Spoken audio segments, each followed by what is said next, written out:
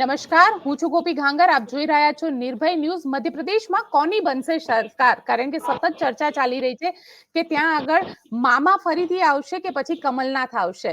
આ જ વિષય પર આપણી સાથે ચર્ચા કરવા અત્યારે મધ્યપ્રદેશથી વરિષ્ઠ પत्रकार अजय निकमजी जोड़ाए गया है. अजय जी, आपका स्वागत है निर्भय न्यूज में. नमस्कार.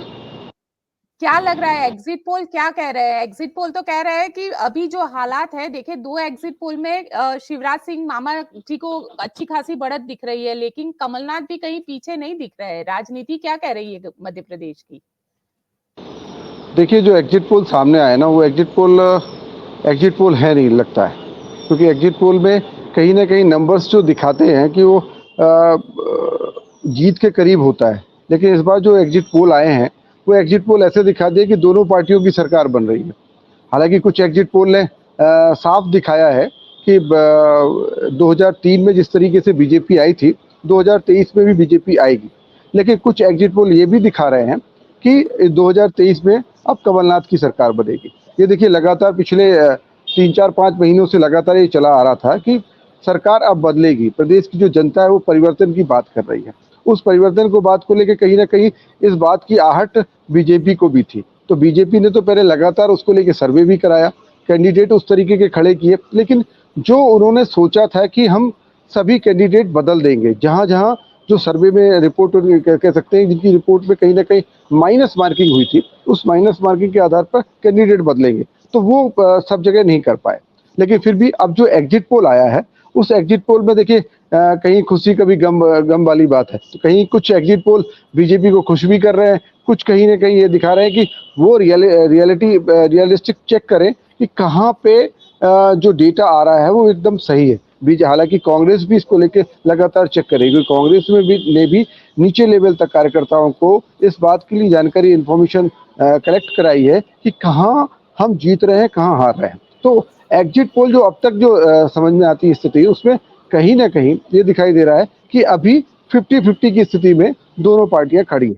क्योंकि एक तरफ तो शिवराज सिंह चौहान ने, कह सकते हैं मामा ने, लगातार जो प्रचार किया, क्योंकि पहले तो हो सकता है कि पार्टी के लेवल पर उनको दरकिनार किया गया था, लेकिन बाद में जब वो सितंबर में एक बार फिर सामने आए और प्रचार की कमान अपने हाथ में संभाली, तो लाडली बहना जो योजना जो है वो कहीं ना कहीं एक बड़ी लोगों कह सकते हैं कि वो एक पूरा चेंज है, कह सकते हैं कि पूरा चेंज किया उसने. और उसमें क्या उसकी वजह भी लोग मान रहे हैं कि जिस तरीके से वोटिंग हुई है, जो वोटिंग परसेंटेज सामने आया, वोटिंग परसेंटेज लास्ट जो 2018 का वोटिंग परसेंटेज था उससे कहीं ज्यादा हुआ है. महिलाओं ने ज्यादा बढ़ चढ़ के वोट किया है. तो अब दोनों पार्टियां ये सोच रही हैं कि कहीं ना कहीं इस वोटिंग परसेंटेज का लाभ उनको भी मिला होगा, इनको भी मिला होगा. क्योंकि लेकिन लाडली बहना योजना महिलाओं के खाते में सीधा पैसा गया है, महिलाओं को सीधा उसका लाभ मिला है. रक्षाबंधन से के बाद लगातार महिलाओं के खाते में गया,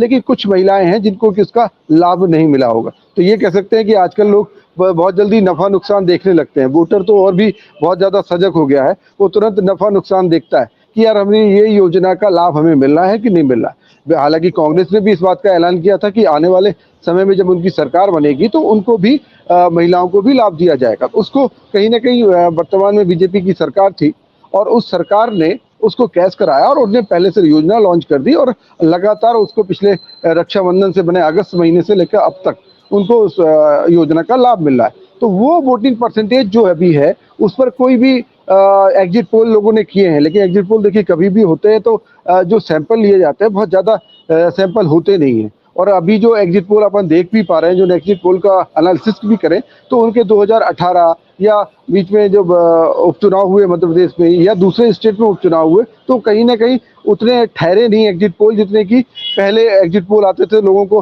भ्रमित नहीं करते थे. आज का एग्जिट पोल कहीं ना कहीं लोगों को भ्रमित कर रहा है और लोगों को ये नहीं साफ हो पा रहा है. हालांकि पार्टी उत्साहित है इस एग्जिट पोल को लेकर. मुख्यमंत्री शिवराज सिंह चौहान ने वर्तमान में कहा कि वाह, हम तो इसी बात की कह रहे थे कि हमने काम किया है, कहीं कोई सरकार के प्रति कोई नाराजगी नहीं है, मुख्यमंत्री के खिलाफ कोई नाराजगी नहीं है. और जनता ये चाहती है कि प्रदेश में बीजेपी की सरकार आए, शिवराज की सरकार आए. और जो केंद्रीय नेतृत्व बीजेपी का, वो तो इस बात को भी कह रहा है कि मध्य प्रदेश के मन में मोदी है और मोदी के मन में मध्य प्रदेश है, तो वो भी एक कहीं ना कहीं स्लोगन चला है। लेकिन जो स्थिति एग्जिट पोल के बाद आई है, कांग्रेस लगातार इस बात को लेकर तैयार है कि वो सरकार बना रही है।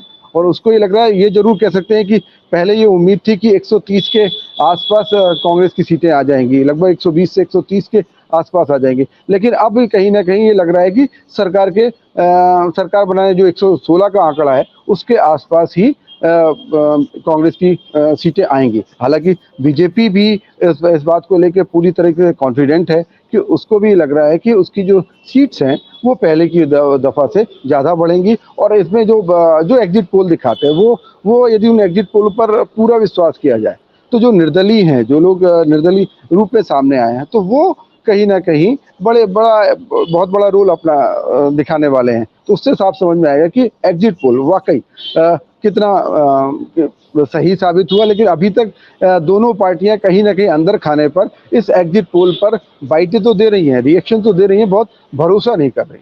जी, भरोसा नहीं कर रही है सर, लेकिन सवाल ये है कि क्योंकि आज कमलनाथ ने जो बयान दिया, कमलनाथ ने तो ये कह दिया कि सरकार तो हमारी ही बन रही है। मामा जी खुश है क्योंकि मामा जी ने एग्जिट पोल देखे हुए हैं। आपको क्या लग रहा है, आप ग्राउंड पर थे, आप जहां जहां पे गए तो वहां पे आपको क्या माहौल लगा, आपका आकलन क्या कह रहा है?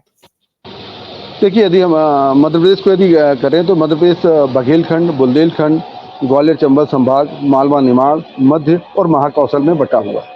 पिछली बार जो कांग्रेस बीजेपी की लगभग सीटें बहुत कम आई थी, मैंने उतनी नहीं आई थी जितनी कि सरकार के लेवल पे चाहिए थी, 108 के आसपास ठहर गई थी। और कांग्रेस भी 114 के आसपास आके ठहर गई थी। लेकिन कांग्रेस को जो नुकसान हुआ था वो बघेलखंड से नुकसान था। बघेलखंड में जो उनको उम्मीद थी कि बड़े लीडर्स जो वहाँ पे जो चुनाव लड़ रहे हैं वो जीत कर आएंगे, लेकिन इस बार उम्मीद है। इस बार जैसे पूर्व मुख्यमंत्री अर्जुन सिंह के बेटे हैं अजय सिंह राहुल, जो कि चुरहट से फाइट करते हैं, लगातार वहां से जीतते आ रहे हैं। पिछली बार वो चुनाव हार गए थे, लेकिन इस बार उम्मीद है कि वो वहां से चुनाव जीत जाएंगे। इसी तरीके से गणेश सिंह जो कि सांसद हैं और लंबे समय से सतना से सांसद रहे, लेकिन इस बार वो विधानसभा चुनाव सतना से लड़ रहे हैं। वो उनका ये मानना है कि वो वहां से वो चुनाव हार जाएंगे। तो ऐसे ही बघेलखंड से इनको बीजेपी को हो सकता है इस बार नुकसान होगा।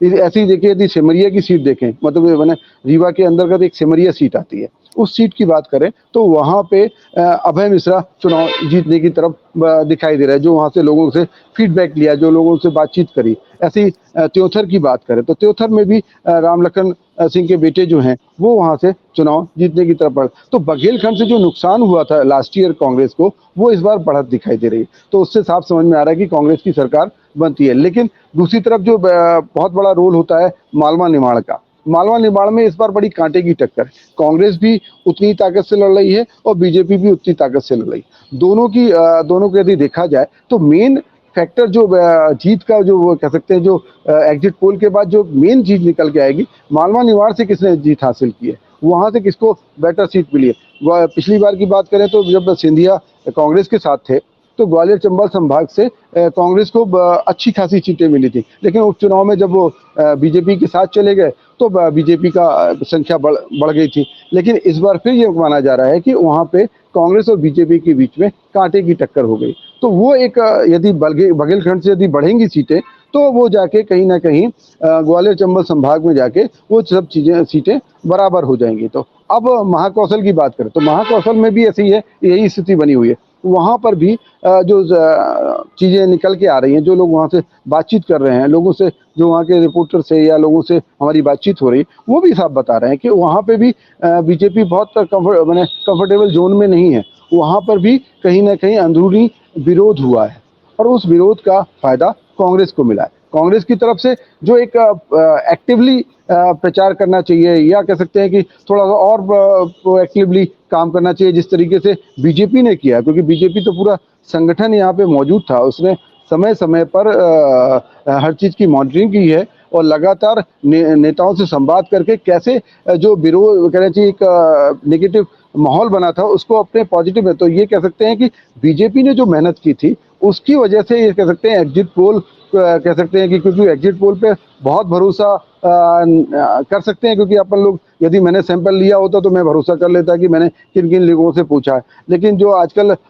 सैंपल लेने की वो कवायद थी, कोई व्यक्ति चला गया तो उसने एक पर्टिकुलर एरिया पे लोगों से सैंपल ले लिया, एक विधानसभा के एक एरिया से सैंपल ले लिए, तो वो स्थिति हमको लगता है कि साफ अभी दिखाई नहीं देती। जी अजय जी, एक सवाल मुझे ये भी सूझ रहा है, क्योंकि जिस तरीके से बीजेपी ने अपने केंद्रीय मंत्री को यहाँ पे चुनावी मैदान में उतारा, सांसदों को चुनावी मैदान में उतारा ना पड़ा, क्योंकि कहीं ना कहीं बीजेपी को लग रहा था कि बीजेपी इस बार अच्छी हालात में नहीं है मध्य प्रदेश में, और खास करके जो एंटी इनकम्बेंसी है मामा के खिलाफ, क्योंकि मामा को भी टिकट मिलेगी या नहीं मिलेगी उसको लेकर भी काफी असमंजस चल रही थी।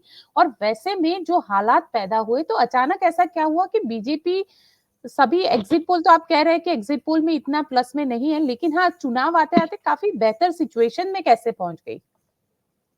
देखिए, बीजेपी ने बहुत तरीके से चुनाव को लड़ा है। बीजेपी ने संगठन लेवल पे लोगों को खड़ा किया है, संगठन लेवल पे खड़ा किया है। अपने बूथ लेवल के जो कार्यकर्ता थे उनमें एक कह सकते हैं कि बूस्ट किया है कि भैया सरकार कितनी जरूरी है, एक सरकार।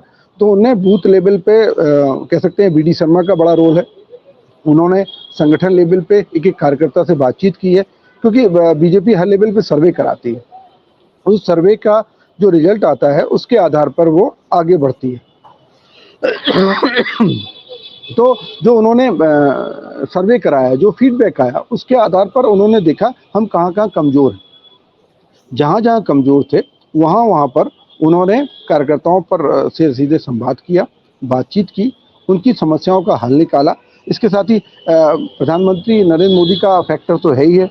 जब मोदी जी जहाँ पे सभाएं करते हैं, जहाँ पे रैलियां कर लेते हैं, जहाँ लोगों के बीच चले जाते हैं, तो नेचुरली है कि वहाँ पे थोड़ा सा मोदी प्रधानमंत्री मोदी के लिए एक पॉजिटिवनेस आती है, और जो जनता है वो कहीं ना कहती नहीं मोदी जी के लिए हम उनको वोट दे देंगे। तो बीजेपी ने इन सब चीज़ों का अच्छा उपयोग किया। और साथ ही जो योजनाएं थी, जो योजनाएं पहले था कि जब राष्ट्रीय नेतृत्व काम कर रहा था तो उसने सिर्फ केंद्र की योजनाओं की बात करी। जब देखा गया कि नहीं, जनता को चाहिए कि जनता किस तरीके से जो लोकल मध्य प्रदेश सरकार ने जो काम किए हैं उसको भी लेकर आना है, तो वो कहीं ना कहीं लगातार कार्यकर्ताओं ने, जो मंत्री लड़ रहे थे, जो सांसद लड़ रहे थे, उन्होंने केंद्र की योजनाओं के साथ साथ प्रदेश की योजनाओं की भी बात करी। उसकी वजह से कह सकते हैं कि एक माहौल बनता चला गया, और जो निगेटिविटी थी उसको कहीं ना कहीं इस पर उसने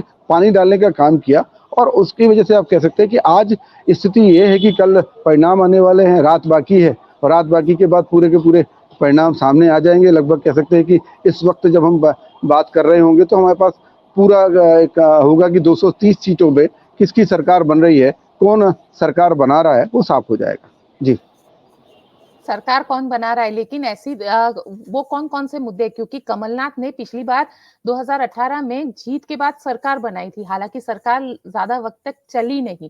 क्या उसका इम्पैक्ट भी इस बार वोटरों के दिमाग पे देखने को मिला था क्या आप लोगों को, जब आप चुनाव कैंपेनिंग वगैरह चल रहे थे तब गए, तो क्या मतलब वो वाला फैक्टर भी कहीं लग रहा है कि चलिए अगर सरकार बीजेपी की नहीं बनती है तो कुछ भी करके बीजेपी सरकार बना लेगी, ये वाला फैक्टर भी आप लोगों को दिख रहा है? वो भी है। देखिए, वो तो लोग सोचते हैं कि देखिए यदि बीजेपी 100 के ऊपर आएगी या 110 के करीब पहुंच जाएगी तो सरकार वो बनाएगी, क्योंकि निर्दलीय साथ में बीजेपी के आ ही जाएंगे, क्योंकि उनके पास देने को बहुत कुछ है। उनके पास केंद्र में भी जगह देने को है, उनके पास स्टेट में भी देने को जगह है। तो आजकल लोग बहुत लंबा पेशेंस नहीं है लोगों के पास कि वो लोग एक लंबे समय तक सोचे कि हमको इसी पार्टी के साथ रहना और इसी पार्टी के साथ आगे सरकार को जुड़े रहना है। वो तो ये देखते हैं कि कितनी जल्दी उनको हम विधायक बन गए और हमको इसका लाभ मिल जाए। तो ये तो एक फैक्टर काम करेगा, क्योंकि देखिए केंद्र में बीजेपी की सरकार है ना, उस सरकार की वजह से ही देखिए आप सिंधिया जी गए थे इसमें, बीजेपी में गए, केंद्रीय मंत्री बन चुके हैं, है ना।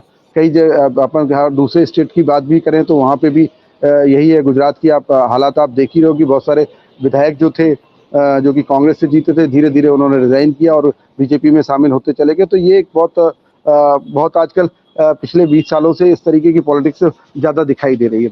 लेकिन अब ये है कि उनमें से कितने लोग कन्वर्ट होते हैं बीजेपी की तरफ, कितने लोग, क्योंकि बहुत सारे ऐसे भी लोग होंगे जो कि उम्मीद लगाए हुए थे कि इस 2023 के विधानसभा चुनाव में उनको टिकट मिलेगी, पर उनको नहीं मिली टिकट। लेकिन उन्होंने यदि मन में बना लिया होगा कि भाई हमको जीत के हम आ गए, लेकिन हम बीजेपी के साथ नहीं जाएंगे, कुछ भी हो जाए हम बीजेपी के साथ नहीं जाएंगे, तो फिर हो सकता है कि उसका कांग्रेस को फायदा मिल जाए। लेकिन यदि कांग्रेस के भी ऐसे बहुत सारे लोग हैं जिनको उम्मीद थी कि वो लगातार चुनाव जीत के आ रहे हैं, लेकिन इस बार उनको टिकट नहीं मिली है, तो वो यदि जीत के आते हैं तो वो भी, उन्होंने भी मन बना लिया होगा कि भाई इन्होंने हमको टिकट नहीं दिया था तो हम कांग्रेस के साथ नहीं जाएंगे। तो वो एक जो निर्दलियों का जो वो है ना, वो एक बड़ा फैक्टर होगा जो कि बात होगी। अब बात है योजनाओं की, तो देखिए दोनों ने योजनाएं दी हैं, क्योंकि राजस्थान में जो सरकार थी, राजस्थान की सरकार की जो योजनाएं जनता ने एक्सेप्ट की थी, वही पूरी की पूरी योजनाएं जो हैं कमलनाथ के मैनिफेस्टो में थी। वो जो योजनाएं कह सकती हैं आप, क्योंकि लोग कहते हैं रेवड़ी कल्चर की जरूरत नहीं है, लेकिन कहीं ना कहीं रेवड़ी कल्चर बहुत हावी है। उस रेवड़ी कल्चर की वजह से आज आप कह सकते हो कि बीजेपी फिर से फाइट में आ गई है। बीजेपी ने जमकर लोगों को इस बात का आश्वासन दिया है, अपने मैनिफेस्टो में इस बात का आश्वासन दिया है कि उनकी सरकार आ गई तो हर किसी का ख्याल रखेगी। और लोग आजकल बहुत जल्दी से छोटी सी खुशी में किसी के साथ चले जाते हैं। जी।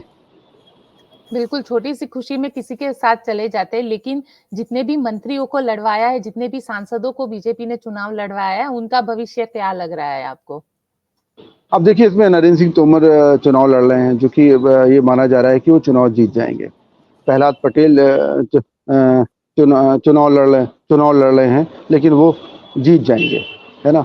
दो लोग तो हैं जो कि दिख रहे हैं कि दिख जाएंगे, लेकिन जो राकेश सिंह है जबलपुर से, उनका चुनाव फंसा हुआ है, क्योंकि उनके खिलाफ तरुण भनोट, जो कि पिछली सरकार में वित्त मंत्री थे, वो चुनाव लड़ रहे हैं। उनका चुनाव फंसा हुआ दिखाई दे रहा है। ऐसी गणेश सिंह की बात यदि हम बात करें, तो गणेश सिंह खुद सतना से लंबे समय से, पिछले 3 टेन्योर से सांसद हैं, लेकिन इस बार उनका चुनाव भी फंस गया है, क्योंकि बहुत सारे लोग लगातार सांसद का चुनाव लड़ते लड़ते इस बात को लेकर आश्वस्त हो जाते हैं कि हमें विधानसभा का चुनाव नहीं लड़ना होगा। नीचे लेवल पे कहीं ना कहीं उनका विरोध होता है, तो वो विरोध कहीं ना कहीं गणेश सिंह को फेस करना पड़ रहा है। वो दोनों केंद्रीय मंत्री हैं, जनता से जुड़े हुए रहे हैं, लगातार जनता से संवाद करते रहे हैं, लेकिन गणेश सिंह का जो कह सकते हैं कि पॉलिटिकल वो है स्थिति है, वो सतना से ज्यादा बाहर नहीं है, तो वो उनको हार का सामना करना पड़ेगा। दूसरी तरफ रीति पाठक की बात करें, जो कि सीधी से सांसद है, वो भी कहीं ना कहीं जो वहां से विधायक थे, उनको टिकट नहीं दिया गया। वो भी खुद बीजेपी से अलग होकर निर्दलीय रूप में फाइट कर रहे हैं, तो उसका विरोध भी उनको करना पड़ेगा। फग्गन सिंह कुलस्ते हैं, जो कि खुद लगातार लंबे समय से सांसद रहे हैं, वो चुनाव लड़ रहे हैं, तो वो हो सकता है कि उनकी वो भी इस बार हार जाए।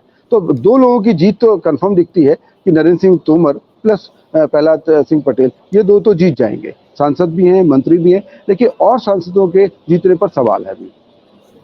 बिल्कुल, और सांसदों पे देखना बेहद दिलचस्प होगा। आज की रात तो किसी की भी बीजेपी या कांग्रेस, दोनों में से किसी भी नेता को नींद नहीं आने वाली है, अजय जी। बिल्कुल जी। तो कल दोबारा कल सुबह जब चुनाव के नतीजे आना शुरू होंगे, तो हम दोबारा से चर्चा करेंगे इसी मुद्दों कि क्या-क्या फैक्टर रहे, किसकी जीत होती है, किसकी हार होती है। अभी आप हमारे साथ जुड़े, इसके लिए आपका बहुत-बहुत शुक्रिया। धन्यवाद। તો આ તો મધ્યપ્રદેશથી અજય નિગમજી જેમનું કહેવું છે કે મધ્યપ્રદેશની અંદર કઈ અત્યારે સિચ્યુએશન છે અને ખાસ કરીને બીજેપી માટે ભલે એક્ઝિટ પોલની અંદર એક પ્લસ પોઈન્ટ દેખાતો હોય પરંતુ ક્યાંક ને ક્યાંક હાલાત જે છે એ ગ્રાઉન્ડ ઉપર થોડા ટફ જરૂર છે. આપને અમારો રિપોર્ટ કેવો લાગ્યો કોમેન્ટ બોક્સમાં ચોક્કસથી જણાવજો. અમારી ચેનલ નિર્ભય ન્યૂઝને જો આપે લાઈક શેર અને સબસ્ક્રાઇબ નથી કરી તો તેને લાઈક શેર અને સબસ્ક્રાઇબ કરી દો. આભાર.